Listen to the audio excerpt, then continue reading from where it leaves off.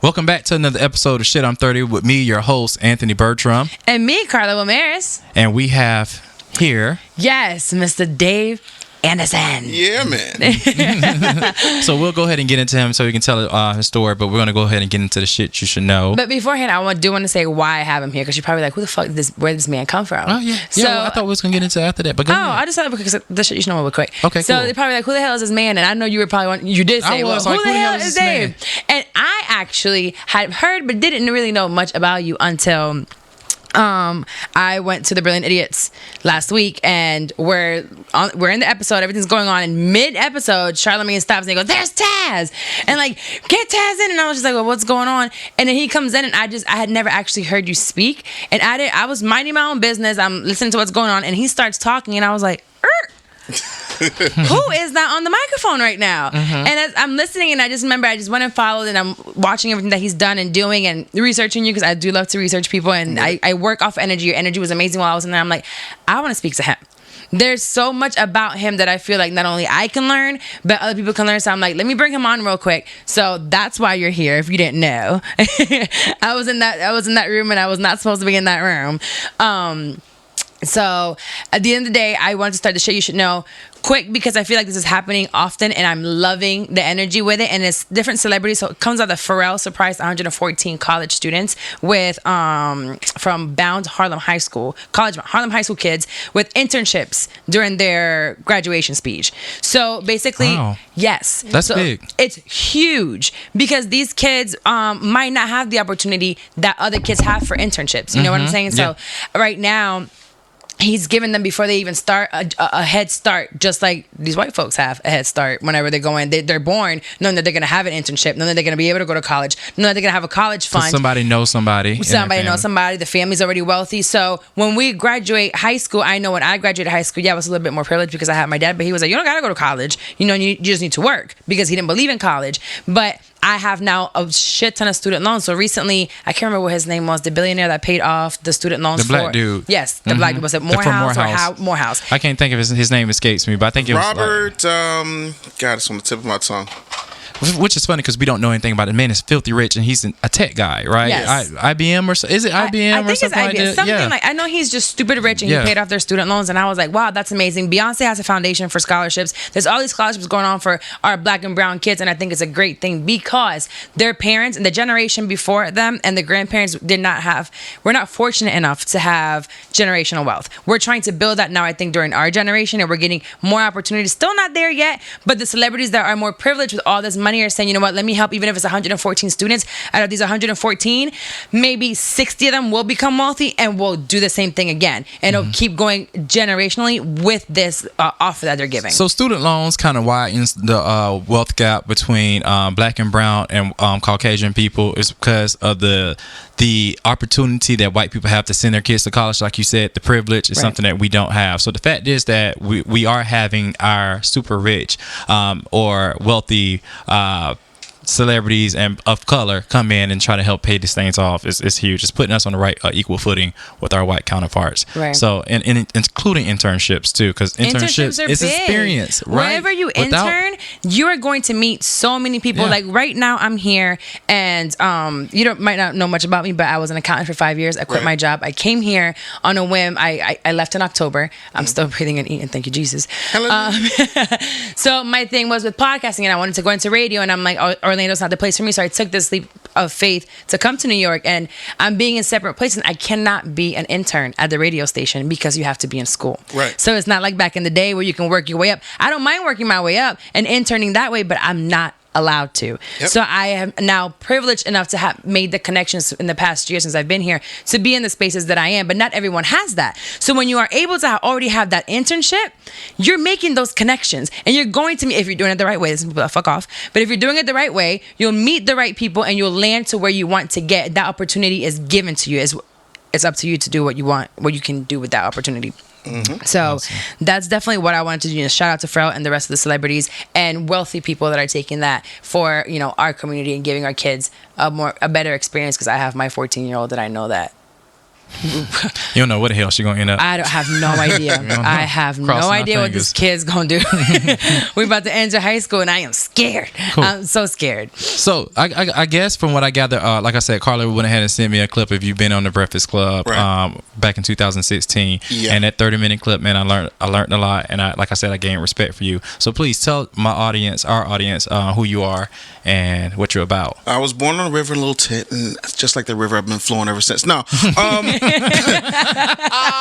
Listen, man, like there's nothing particularly remarkable about me. My parents met, married, got divorced when I was 3. My mom moved back to her hometown of Philly. My mom started her life in the Richard Allen Projects. And so I went with my brother to the hood with my mom, and that's where we were. My father worked for the government in law enforcement.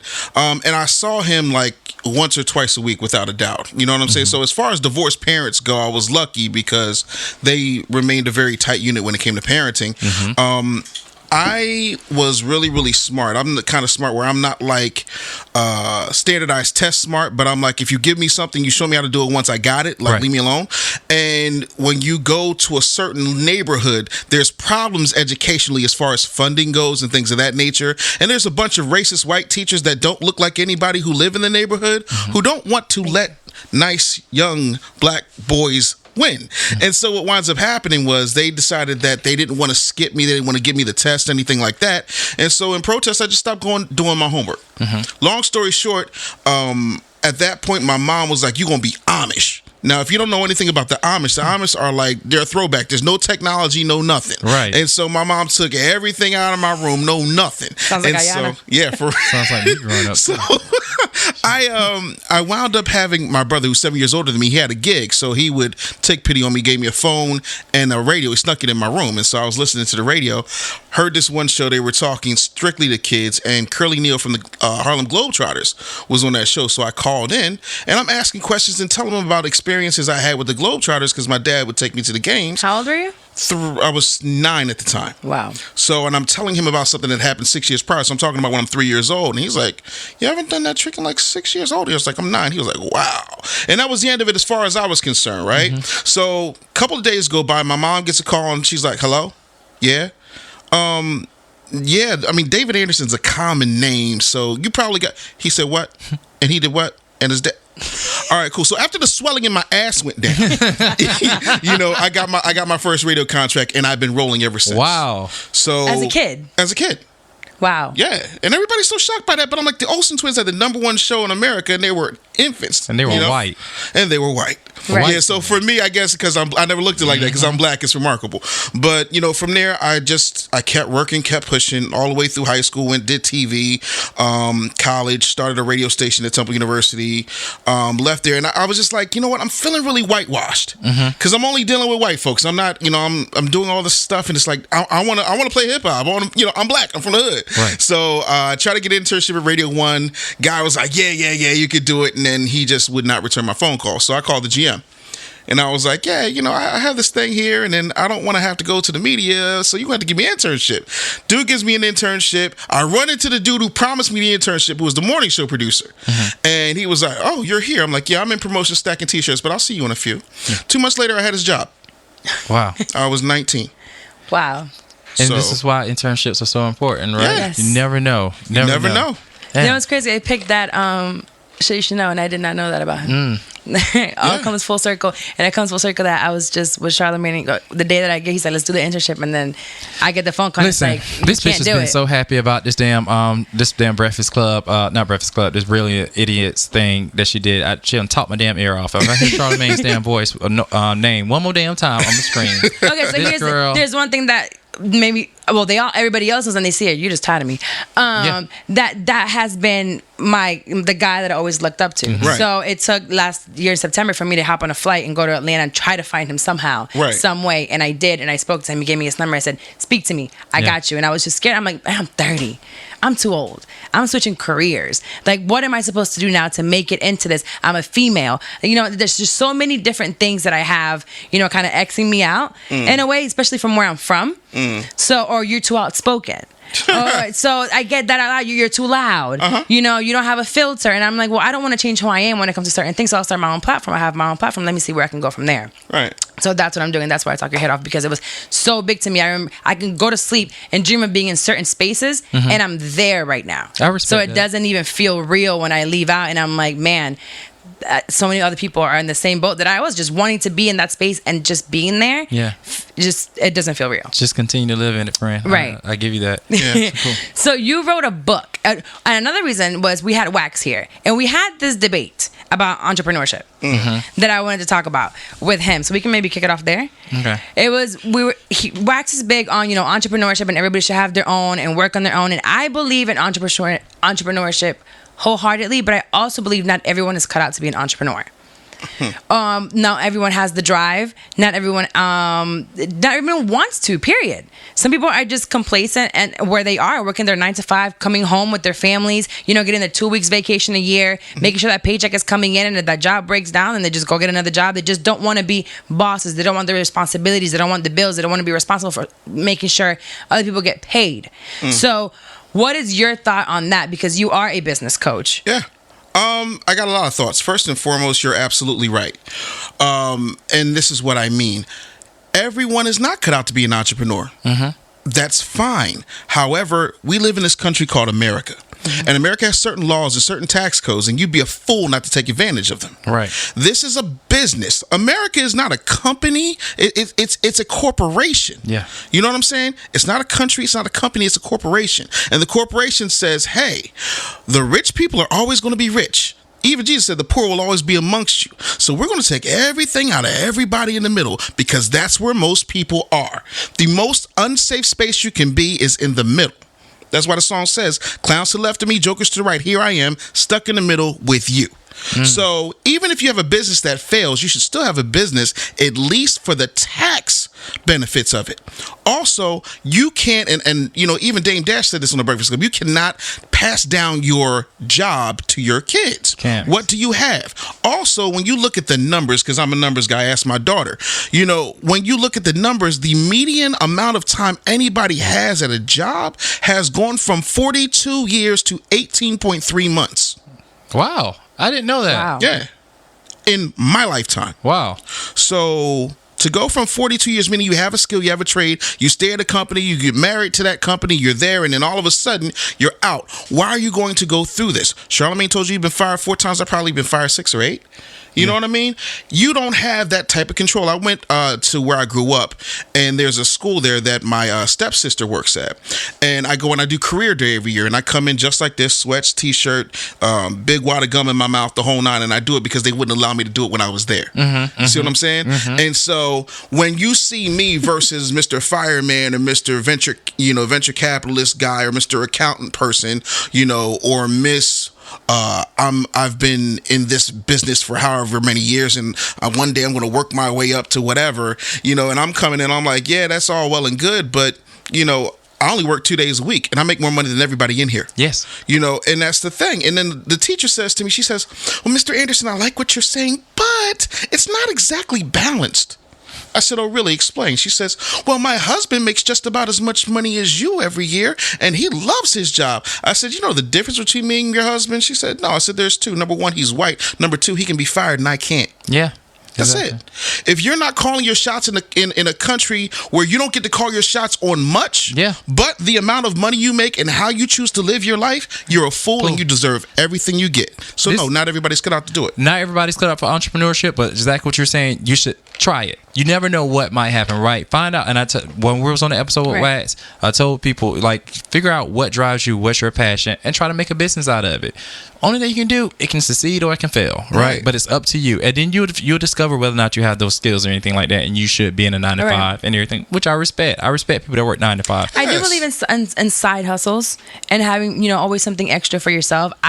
I'm not cut out to be a 9 to 5er. Yeah. Like it's not in me. I'm a product of my father who never had one. Right. So I know what it is to work and hustle, and it's scary though, because I am a woman. I am a single mother. You know, I have all these things that I can't just get up and leave, but I had to do it now. And it's like, if I don't take the risk now, what am I going to wait till I'm 60 and do it then? When I was quitting my job. I'm a real estate agent, by the way. So when I was 24, I was out with my friends and, my ex's friends, and all of them was entrepreneurs. The way they lived their life, the amount of money they made, just how happy they were. And I just remember being stressed out about taking off fucking time and just to be on vacation. It was my life was controlled by the corporation I was working for. I didn't have any control over my life. So when I decided to quit at 25, everybody that was in that office called me dumb. Everybody said, listen, you're about to go into a field where you're 100% commission. You have no security.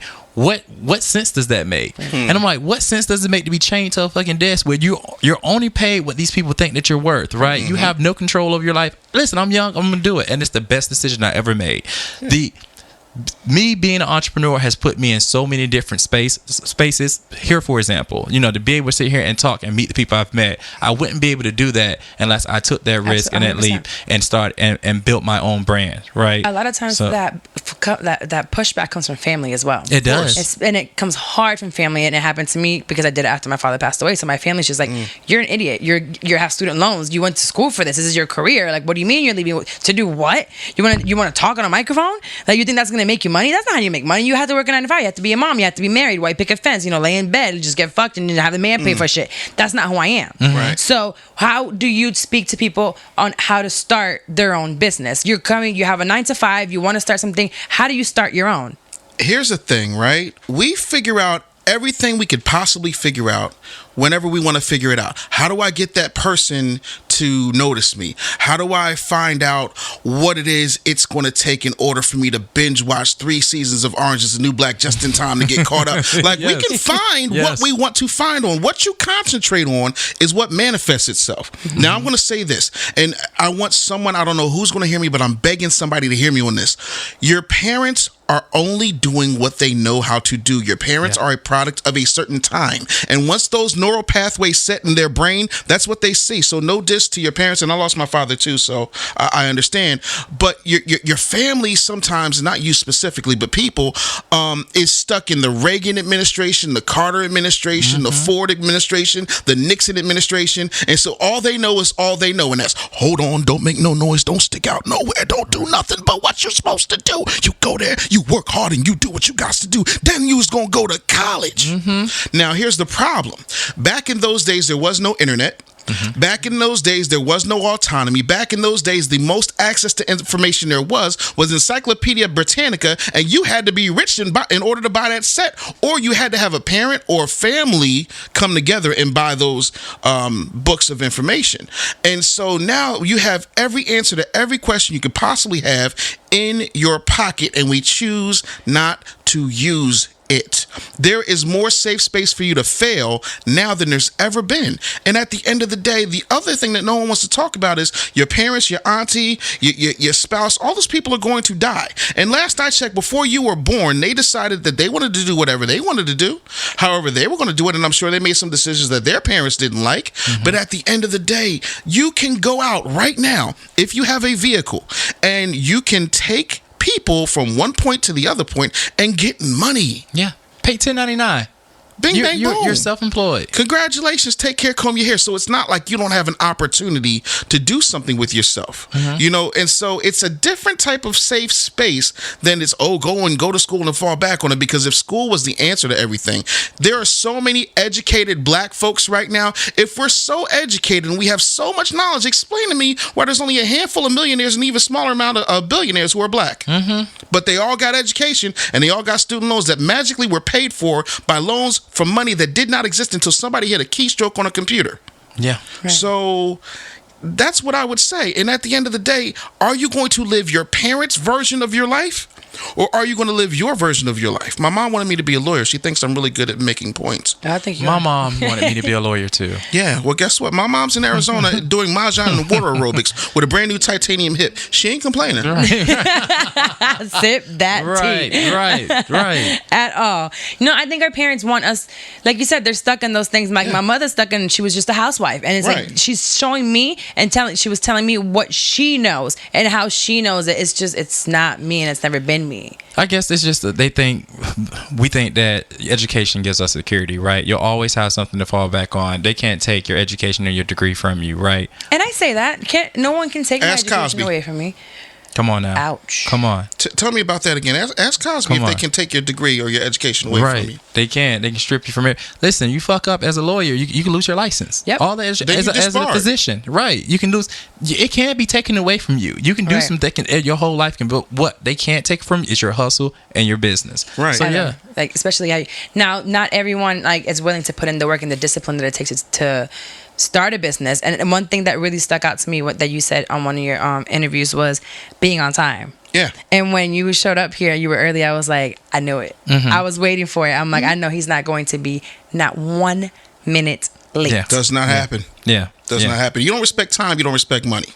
You know, I have 2 daughters and a wife, and being a straight black male, I am impatient because all I got to do is shirt, pants. You know what I'm saying? Spectacles, testicles, wallet, and watch. I'm out. You know what I'm saying? Like, I understand that. Yeah. And so sometimes I have to lie in order to get a certain result. I told my daughter, she's right there. I told my daughter, I said, babe, why? Like, we got to go. The train leaves at 9:20. Mauri's like, David Stephen Anderson.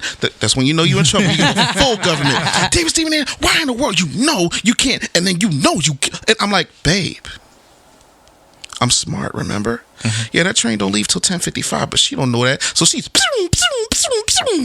mad and fussing, but then it's like, yeah, so I'm going to call Lyft now.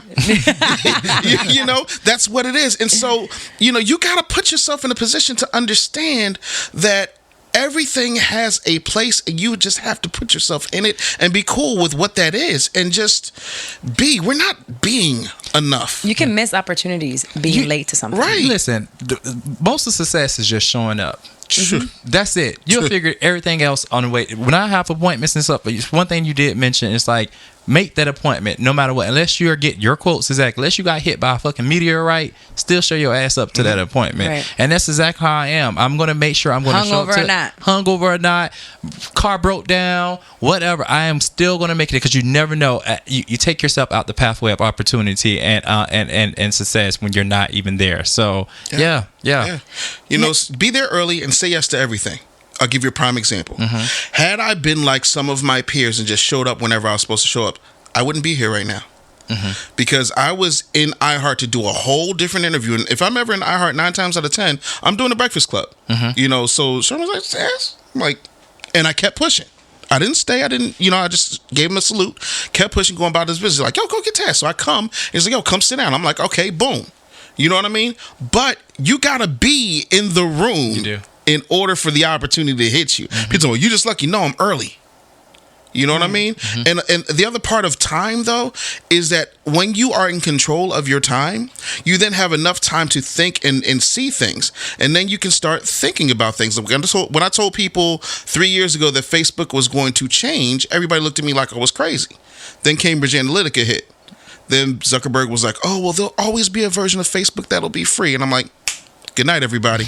Like, I'm not wrong. I'm just early. Right. You know, and that's 9 times out of 10, the majority of my success comes from being in the room because I was there before anybody else. Right. Yeah. I do that when I did it in Atlanta when I went to go meet him. It started at 10. I got there 8:30. Yep. So I'm going to meet who the security is. I'm going to meet who's in charge of it. I'm going to get me a VIP band. I'm going to find out where they're going to be, where's the room, where's upstairs, and that's how I got in there. Just get there early and get to know who's there and what the floor plan is like, and you get certain opportunities. So when I get asked certain things, I'm like, I'm nowhere where I want to be at all. I'm still climbing a crazy mountain.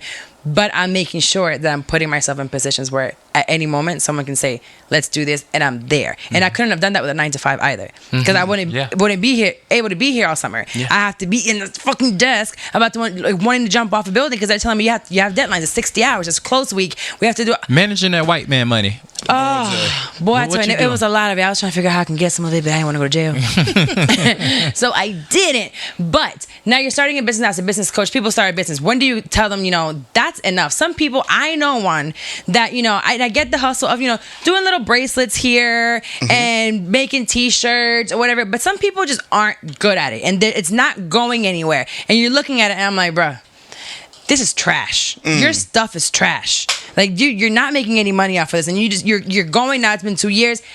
It's still trash. What do you tell them? When do you stop? When do you know like that's not what it is? Maybe either try something else or just give it up. That's a great question. I'm going to say this to you. In the 70s, before I was born, there was a guy, broke as a joke, didn't have anything particularly special about him, and he went into a craft store one day, and he bought two things. He bought 10 pounds of rocks and I think like 300 googly eyes, and he made $1 billion off a thing called Pet Rocks. You know, there are things that just don't make any sense. Kanye West literally took the derelict collection from Zoolander and made an entire fashion line from it. It's hot garbage. It's trash truck juice. I would not give it to my worst enemy to wear, but he's making money off of it. I don't like Yeezys. Charging so much motherfucking money. Because they will pay it, because it's him. Right. Here's the thing. It's not the product. No. See, here's the thing. I'm Dave Anderson. When I was a kid, there were a few people I was obsessed with. One was a guy named Ron Popeil. Ron Popeil was famous for one reason. He made my favorite thing in the world, Mr. Microphone. So my mom got me Mr. Microphone, and I could talk into this microphone, didn't even be plugged into anything, and I could be even loud as I wanted to. And so that was the beginning of the bug. But the thing of it is, every time I saw Ron Popeil, he had a food dehydrator, he had a rotisserie, he had this. And what I realized is Ron Popeil wasn't selling products. He was selling himself, because people do not buy products and services. They buy people and stories. You're not buying Kanye's derelict collection or whatever the hell he's calling it. You're buying a piece of Kanye. They made us hate ourselves and love their wealth. That's why Shorty Holland's where the ball is at. You see what I'm saying? It's a matter of putting yourself in that position. Having said that, 95% of people who are chucking garbage or selling garbage or hawking garbage, it's because they have not spent enough time marketing themselves. I'll give you a real world example that I would say the majority of the people in this room can relate to. Her. Look at Carla's Instagram. Every time I see Carla, she's only doing one of three things. She's talking shit, she's drinking, and she's living her life. And it's funny because she's documenting weird shit. It's like, damn, I'm in the bathroom with her. Yeah, no, I'm not going to have this drink. I'm not going. Oh shit, I'm drinking. You know, and it's fun because she's living her life, and you feel like you're getting a part of that. You know, you're living vicariously. When people are a part of your experience, they will buy your shit. The other part of it is, especially with black people, I can only speak to black people because I'm only black. With black people, it's a situation where we want to show them the finished product. Everything about our Instagram and our social media is manufactured. It's perfect. The angles are right. This, that, and the third. Like, I'm fat. You're going to see that I'm fat. Sorry about it. Oh, well. I used to be 600 pounds. Be happy you got the 400 version. So I don't want you to just give me the end result. I want you to give me the journey. Let me come with it. Like, this is your hero's journey. Like, Superman sucks. What makes Superman good is him actually overcoming Lex Luthor. You see what I'm saying? But it's the villain that makes him interesting. The guy can fly. He has every advantage. What's interesting about that? That's every white man in America. You see what I'm saying? Like, give me the journey. Let me believe in something. Give me your Rocky moment. Right. You know, I just discovered this, since one thing I had to work out in therapy is when it came to me, Sean, you know, when I got into real estate, I got into real estate at a young age, and I thought I had to basically play the part of what I think, you know, what I thought a realtor should be. Someone that's dressed in a suit. You know, I'm very conservative. I don't speak on politics. I don't show my personal life whatsoever.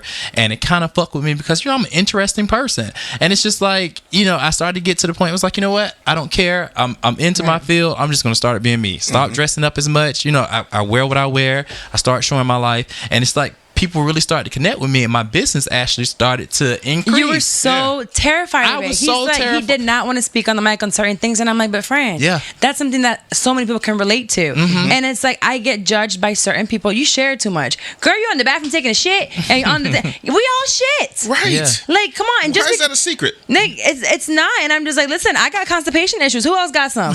And let's talk about the shit tea that I take, because, you know, I might be helping you out. Right. I talk about it. Yeah, it's called shit tea. It's some Asian shit. It makes me shit. So I call it shit tea. But you'll be surprised how many messages I get. Can you send me the picture of that tea again? Oh, you constipated too, girl? Well, let me help you out, because I know what it feels like. Hopefully you have an affiliate link. Oh, and I don't, because they're Asian. They don't give a damn about it. So I'm thinking about making my own. And I already found the manufacturer. They have like 15. They're all the same shit. I can make my own. So I know where the manufacturer is, and it's in California. Run it. And all I got to do is put that into my own name.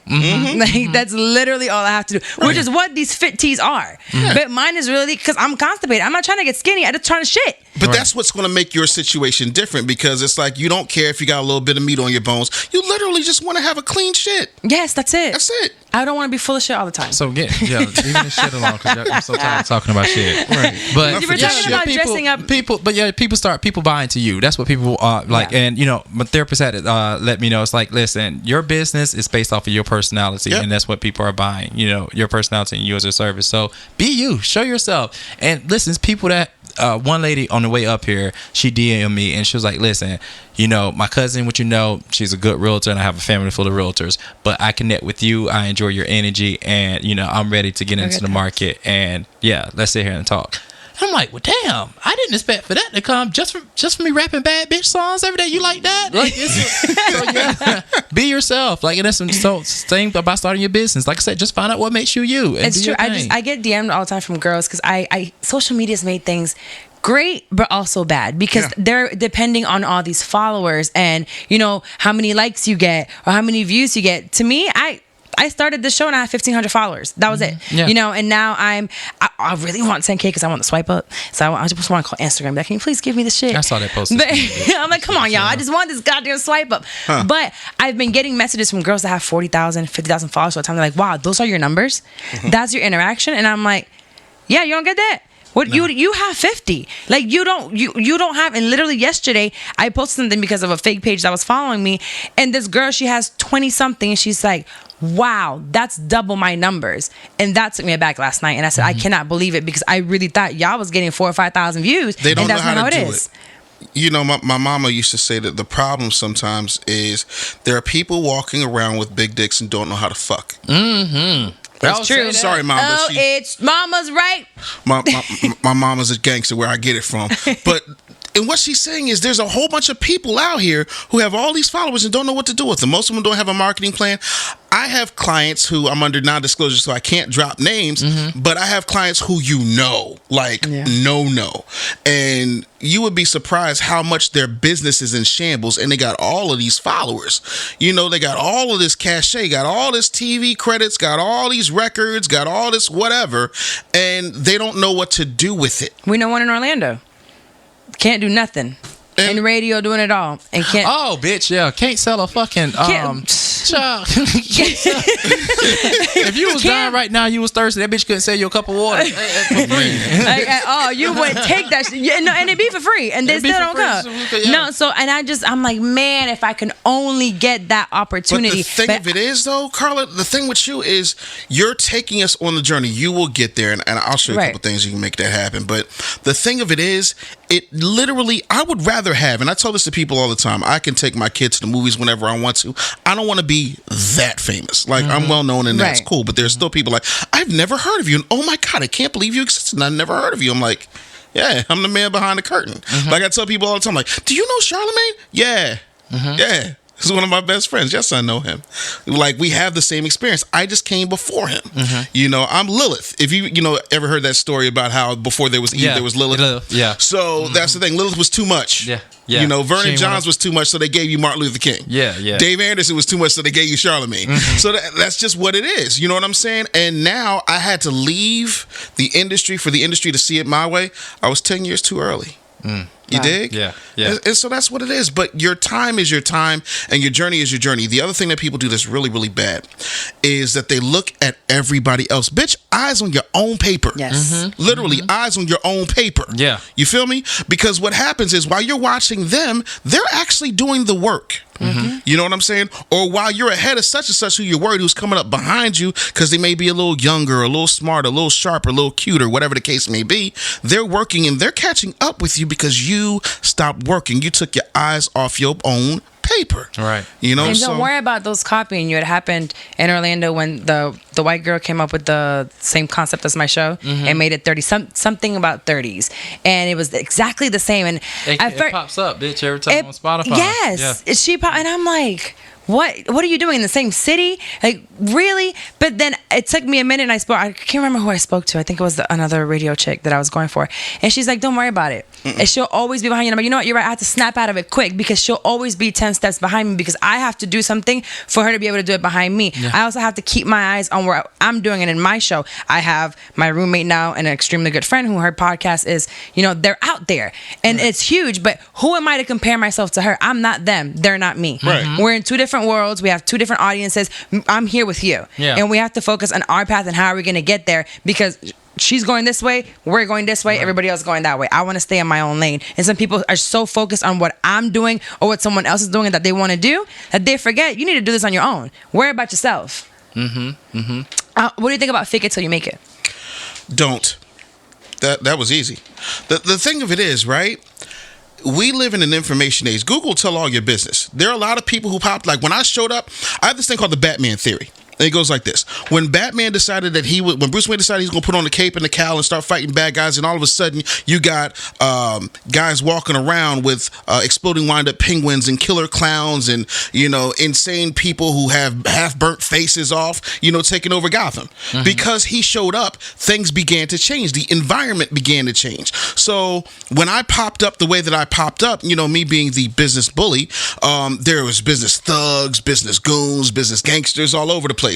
And that's cool. And by all means, if you want to call yourself a business coach, there's no regulation for being a business coach. You can call yourself whatever the hell you want to call yourself. Yeah. The thing of it is, right? Somebody says, well, this person has this and their graphics look so much better than you and their website is so much this and so much that. I'm like, oh, okay, that's cool. Can I ask you a few questions? Just, because I want to help you in the decision making. Yeah. And they're like, yeah. And I'm like, okay, cool. How much money has this coach's clients generated in a year? I don't know. Okay, cool. Easier question. Have you seen them in any magazines you respect? Ebony, Essence, anything like that? No. They in Forbes? No. Breakfast Club? No. CNN? No. Bravo? No. Well, I'm in all of that and a few more I can't even think of right now. Google is a snitch. It'll tell all my business. If it can't tell theirs, there's your answer. But by all means, go ahead and go with the cheaper one. I'll see you in 6 months and the price will be double. Right. If you don't take it now, you're going to get a double. The fakes will always be found out. My daddy used to say, God rest his soul, it'll all come out in the wash. Yeah, it does. That's it. People, the whole fake it till you make it. When I go on appointments and everything like that, it's like, listen, this is what I do. These are my numbers. This is my business. I can actually prove this. I don't sit here and try to be like, oh, I'm selling these $1 million houses and all this stuff. No, I don't. This is my niche. Right. This is what I do extremely well. So yeah, I'm with you, man. Yeah. I'm with you. Yeah, you do what you want. So I guess we can go into unsolicited because you gave us everything business wise that I feel like everybody can soak in at this point in time. It's just start, be yourself, market yourself. Now I get why the chick with the jewelry ain't selling shit, because she just puts the ugly shit on the table and that's it, takes a picture. No investment on it. It's just ugly and cheap. But I bet you she wore the shit out of it. Right. And when you were talking about Kanye, Kim is wearing it, Kylie is wearing it. They're all owning it. Yeah. So it's so ugly when I see it on the rack, but they're making it look so cool. Right. So whatever you have, you can make shit look great if you just market it the right way. And then the other thing of it is Kanye doesn't waste any opportunity. He did that My Next Guest Needs No Introduction show. Oh, I love that. He put this shit on Letterman. I love that show. Do you see what I'm saying? Like, you don't miss out on opportunities to make it happen. And they'll tell you, anybody who knows me will tell you, the worst thing you can give me is a live microphone. I'm Mr. Still Your Fans. Yes. Like, that's just what it is. I don't know when I'm going to die. Right. So I make sure I take advantage of every opportunity. Not us, oh, well, I'll do it tomorrow. Bitch, there is no tomorrow. What the fuck is that? No. Never. So. It's today. It's not, like right the now. The biggest thing, though, I did take away, though, is run your own race. Pay attention to what's in front of you. When I was doing parties, I told you somebody started to do parties behind me, and I found out it was a friend of mine. So what I ended up doing was a big weekend, K-Days in Orlando. I ended up changing my entire party plan. The guest that I booked, I booked her for another day instead of the day I was going to do, because I didn't want my crowd, because I was doing a day party. He was doing a nighttime party. So I didn't want the crowd that I was paying for, basically booking this guest and everything like that, once they were done, to go over to his party. So I switched up everything.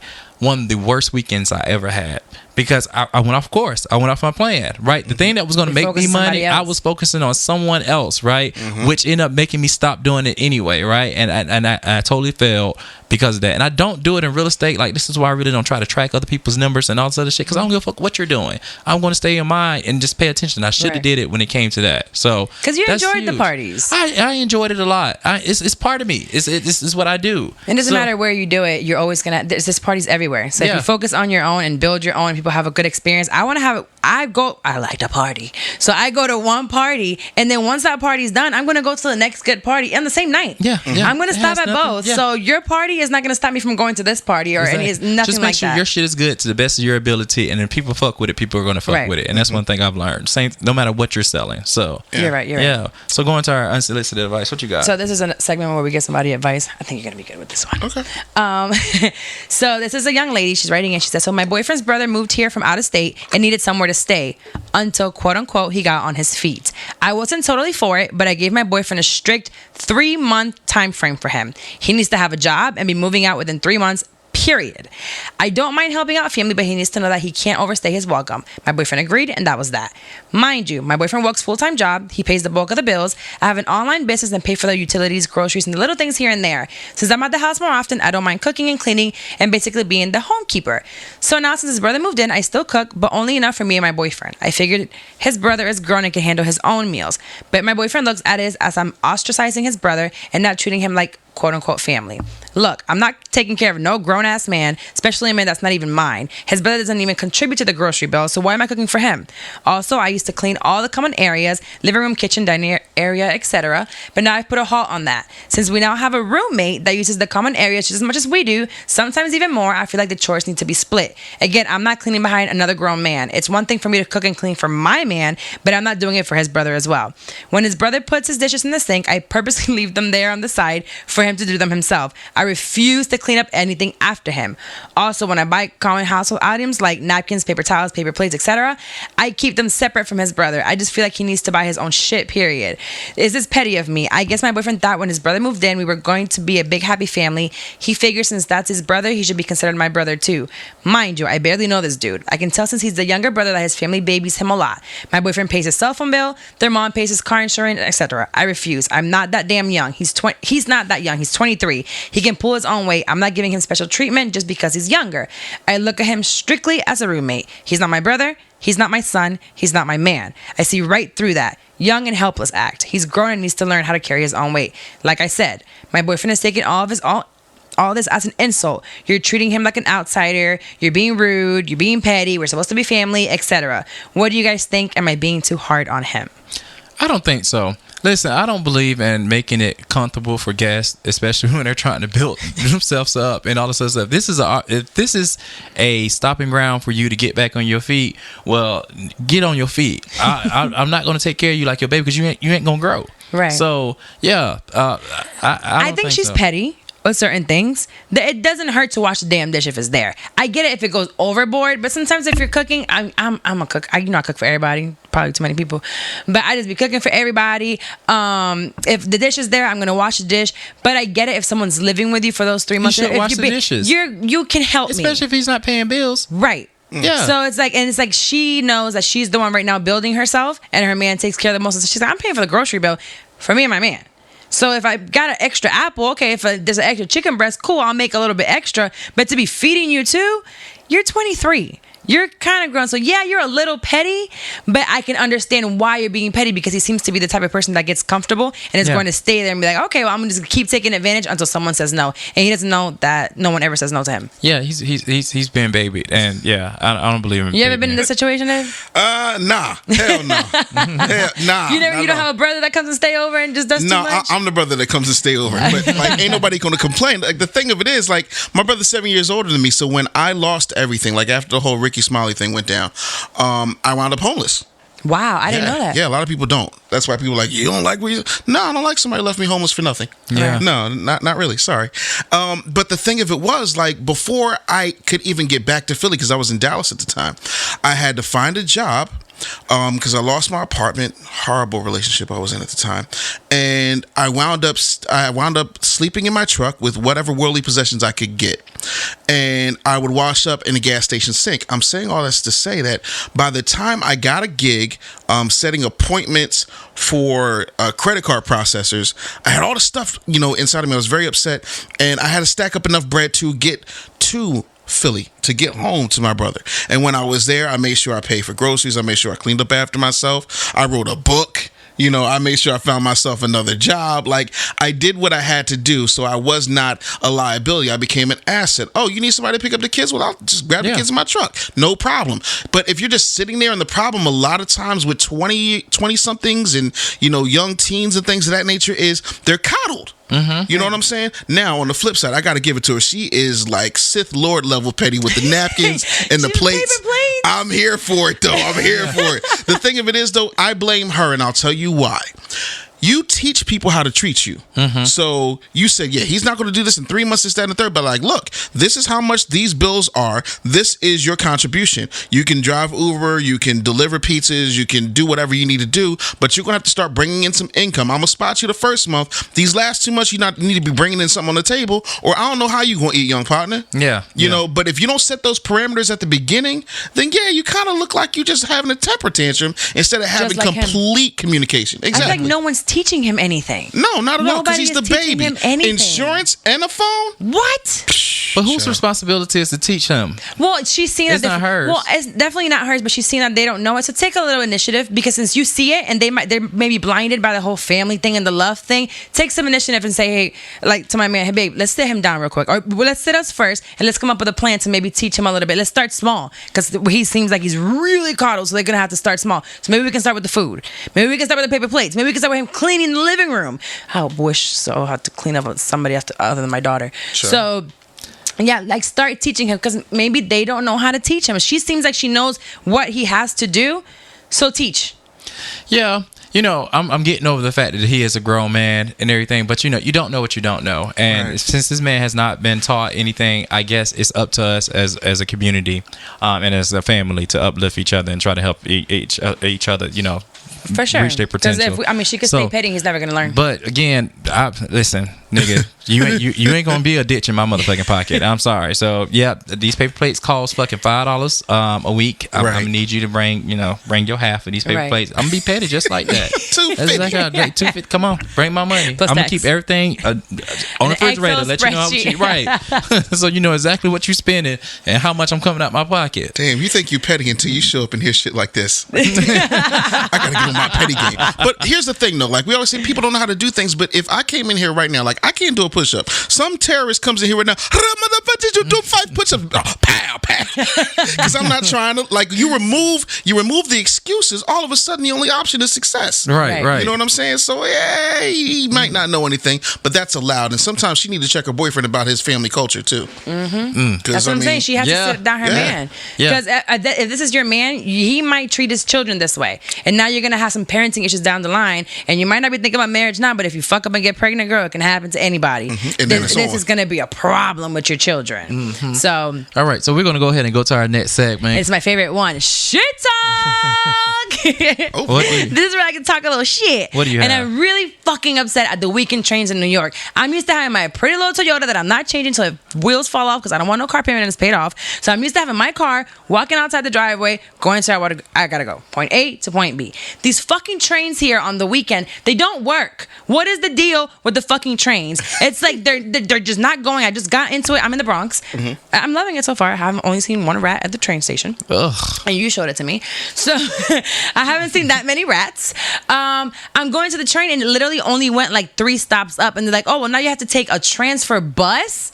What the fuck? What did I get a Metro card for? So do I get a refund if these trains are down? Because I just paid for me to have an unlimited card for the week. And I can't even use it because the train's not taking me there. I gotta now take a bus that has 20 stops, and it's filled with people, and it's just a lot more tighter.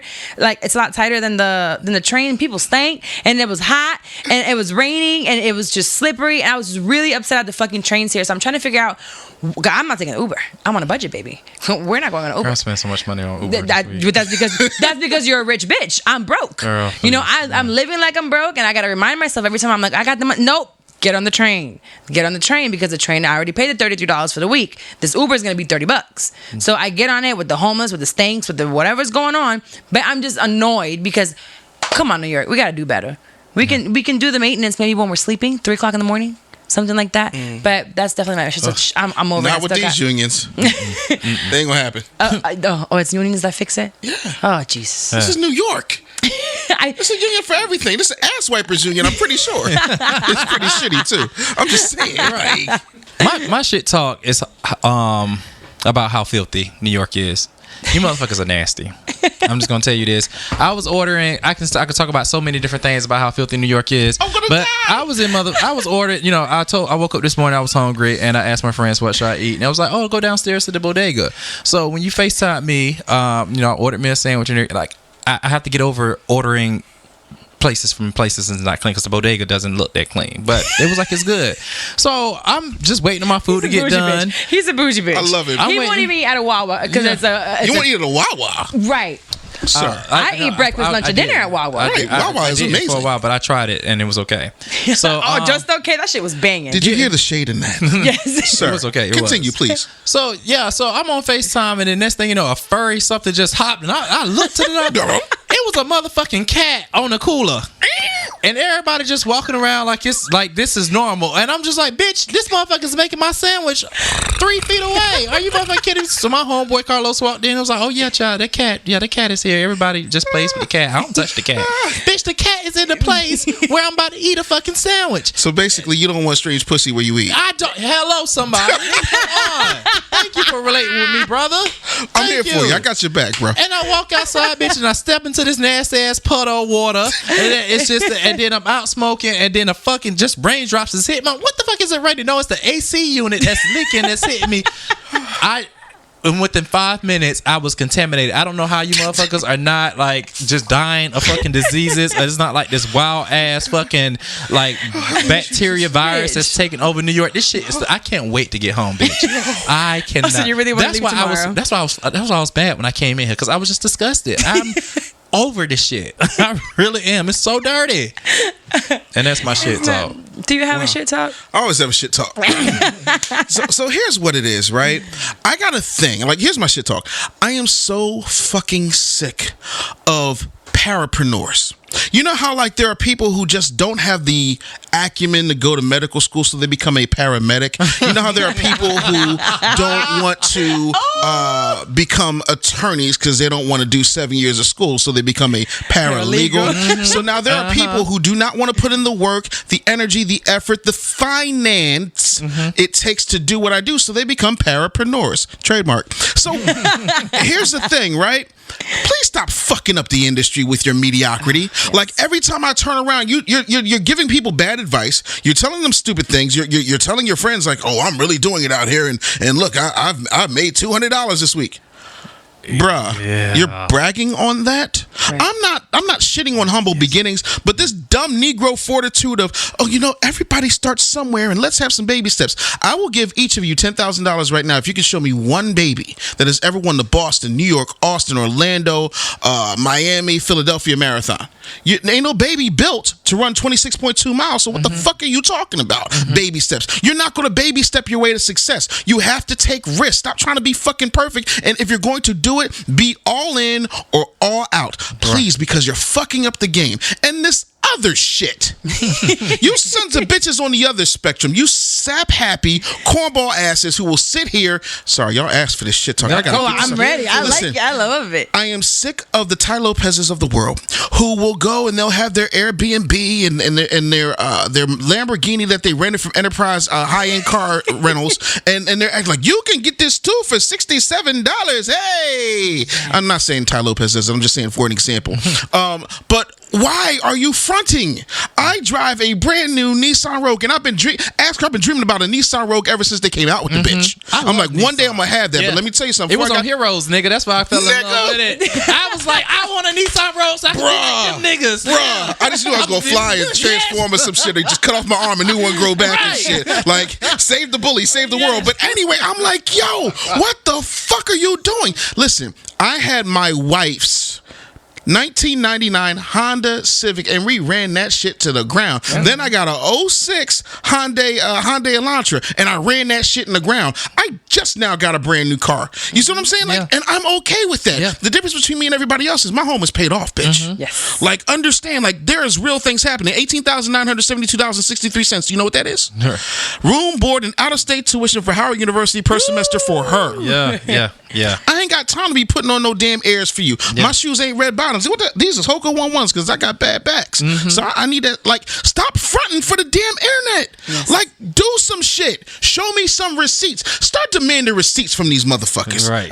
Okay, I'm good. Bitch, I feel like sending this whole shit talk to that bitch with the consulting. Oh my God! Please point them out. Oh man, point them out. So I started doing. I taught myself how to do everything from ground up when it came to podcasting. So I learned how to do the engineering. I put myself in rooms to learn, and I did it all on my own. I didn't want to hire anyone else. So I started, podcasting is becoming bigger and bigger. People want to know how to start it. So I started a consulting thing. Right. And I saw some because I wanted to do them before because I failed so much and I had to learn. They're $500, $1,000 an hour for a consultation. And I was like, how is anybody going to be able to like start their own? Like, I want people to be able to do it. So I made it super affordable. And let me teach you what I did. I'll take an hour of my time to spend with you on Skype. $80. Boom. I can give you everything. Damn, you cheap. You got kids, but that's okay. I know. No, we'll talk about that. So I started this in December, and from December to now, it's been going great. I love it. But this girl comes on, and when did I talk about this? Last episode? You talked about it in the first. Yeah. Oh, the first one. So this girl comes around, and she's been messaging me for a while. She's like, "Wow, I see your downloads. They're over 100,000. How did you get there? I'm at 10." And I'm like, "Oh, well, I mean, I got this. Okay, cool." Then I find out weeks later she's doing consultations too. She's doing this whole masterclass. It costs $300, blah, blah, blah. She's in my DMs asking me, how do you use more than one mic? So what mixer do you use? I'm so tired of using just one mic with multiple people. My audio is just not as good. And I'm like, you what? Huh? You're asking me about my downloads. How I do what I'm not. I said, you can go ahead and schedule a consultation at this point in time. Right. And if you want to use that information to then teach other people, that's perfectly fine with me. But you're going to pay me for my time. And you need to stop scamming folks about what you're doing because all you're using is making the pretty little website. She got the great graphics. She has all these videos. I'm proving myself. Whenever the people that I coach have their shows out, I'm pushing them and I'm showing them, listen to the quality of their show. And look at their graphics. Look at what they're doing. Right. And where are yours? But you're charging $300. You're taking these people's money, and for what? That's not right. I just want people to be able to do. I love what I'm doing. I truly love being in front of a mic. So if someone has a voice, has something to say, I want them to be able to do it. And after you pay for it, go on and do what you got to do. Right. But just continue to do your thing. Let the girl do whatever she need to do. And like you said, whenever she come ask for advice, listen, this is my feed. I send her the link. Send the link, and we'll go ahead and talk. That's how you want to do it. You can do it. Yeah. So, I'm not anything else. Yeah. But we got to stop being so open. Here's what I mean, real quick. So back in the day, Queen Latifah had this show. It's called Living Single, huge show, right? So a couple of folks wanted to come out and check it out, see what it was like, and this, that, and the third. And the next thing you know, those two people went off and made a show called Friends. Friends, motherfucker. Yeah. And notice there's no black people on Friends. I don't know why niggas come to me and tell me something. One boy did that, talking about, I'm watching Friends. I was like, I don't watch that show. Fuck what do you don't watch Friends? What do you watch? I watch Living Single. I watch Martin. I watch, I like those shows. Nigga, I'm not watching a gentrified motherfucking Living Single. Right. Like, because Queen Latifah did not get a consulting fee, did not get a producer credit, no nothing. And she cool with it because, she got more money than God, but that ain't the fucking point. Right. Yeah. Like, damn that. We need to stop that. I know one person might tell me, why don't you just go ahead and tell her, no. No, the game is to be sold, not to be told. Yeah. Let her cut a check, and then you give her a commercial license to go out and teach people. Right. I'm sorry. My business mind don't shut off. You're fine. You're fine, my friend. Tell everyone where they can find you, Dave. All right. So on Twitter and Snap, it's DA Business Bully. On everything else, it's The Business Bully, just like it's spelled. I don't do any fly phonetics or anything like that. BusinessBullyShow.com. In late July, I'm having a conference in Philly. I saw that. You can go to it. It's bullycon.info. It's going to be crazy. Like, who's coming? D. Lee, who owns Lee's Famous Cheesesteaks in Orlando, ironically. Responsible for, like, Kevin Hart, that whole thing. Like, the Philadelphia comedy movement is because of him. David Banner, Risa Islam, like an amazing amount of people who are going to pour into your business. So if you've not gotten your tickets yet, and we do streamings, we have a streaming package in case you can't fly up to Philly, bullycon.info, and that's that. And if you want to talk to me and my team about getting your business together, bit.ly/bully growth. Come on, brother. I like that. Don't you have a podcast too? Yeah, businessbullyshow.com. Okay, cool. Yeah. Is that a weekly show? I saw it was like sporadic. Yeah, it's sporadic because we've been growing. But the thing about your show is that it's relevant today, or it's relevant like 3 months ago. It's relevant in 6 months, so you can go in there and like binge on everything that's going on. Yeah, I wanted to create timeless episodes. I wanted people to be able to have some good information and enjoy the show for what it was. But apparently, I'm going to be doing one a whole lot more. Yeah. What has sponsorships and checks? Hello. Well, it's cool Because I was early. This is a dope episode, That's right. and I'm so happy. I heard it. I was like, look at him. Just that quick. Right. I'm so happy you come on here and really like educate our listeners. This is what it's all about. We do talk about so many different topics that relates to you in your 30s. So thank you so much, my brother, for coming on and educating us. And we're going to go ahead and wrap up the show. Yes. I'll see you guys next week. Bye. Bye. Hey, guys. Thank you so much for tuning in to another week of Shit I'm 30 podcast. Now, if you want more episodes, we have exclusive bonus contents, full episodes on Patreon that you can unlock immediately by just going to patreon.com/Shit I'm 30. It's also linked in the description of this show. So just in case you're wondering what that's like, keep listening right now for a snippet of one of the Patreon episodes. See you next week. They're coming at you with this big ass metal shit and sticking it in your pussy and then winding the shit up. The cream is cold. What? They push down on your ovaries while he's touching it. Don't shit feel good? It doesn't. I got my booty played with by my doctor too, and he was just as uncomfortable as I was, and I had to make this nigga feel comfortable playing in my booty. So, girl, now where you fucked up at is, and this is me, because I don't fuck with married people. You knew this motherfucking man was married. Why the fuck you doing that? And of course, then people gonna look at you kind of sideways, the nurses and shit, the staff, because they know what you're doing. Because you look desperate. The fuck, girl, you up to now? You justifying like what you're doing? You're risking this man's license. You're risking his marriage. You risking all that shit just to get your pussy played with. Girl, you could have found a brothel like or you something can't like find that. a nigga out here to play with your pussy. You got to make an appointment. So that means it's insurance fraud too if you're not paying out of pocket. It could be, bitch. It could be. It could be. But she's It's going a for whole consultations and crime. stuff like that. It could depend on what she's going for. But Child, they making shit up. Mhm. Ain't nothing wrong with this bitch. She just horny. I need you to get on Pornhub. There's nothing you can do though. What do I do? Nothing. Stop going to the gynecologist. Yeah. Just stop. Just stop. Find a new one. Like you crossed that line already. And he's probably used to doing this with certain women because for it to feel good, he's doing something. So he probably thought you was cute, rubbed in the clit. He's not supposed to touch the clit. They go straight for the hole with the metal. Like my doctors have never even by accident touched my clit. oh, they don't. No, what the fuck is Well, there? girl- Pleasure. Well, I don't know what's there. I never played with a click before. I only seen a click on TV. Really, I can't remember what a click really looked like in person. Did you just say click? That's what it's called, click, right? Bitch, what? A what? A click. CLIT. Oh, it's a clit. Is it? Bitch, don't laugh. Seriously, that's what it is. I swear, it's a click. Oh, you gay, bitch. Girl, this whole time I've been thinking I've been calling it a click. Cause you click it on, click it It's a off. click? That's how you gotta play with it. You gotta click, click, click, click. No, bitch. Oh, well, teach me It's a something, clit. bitch, because I didn't know. There you go. Oh, we learn something new every day. Bitch.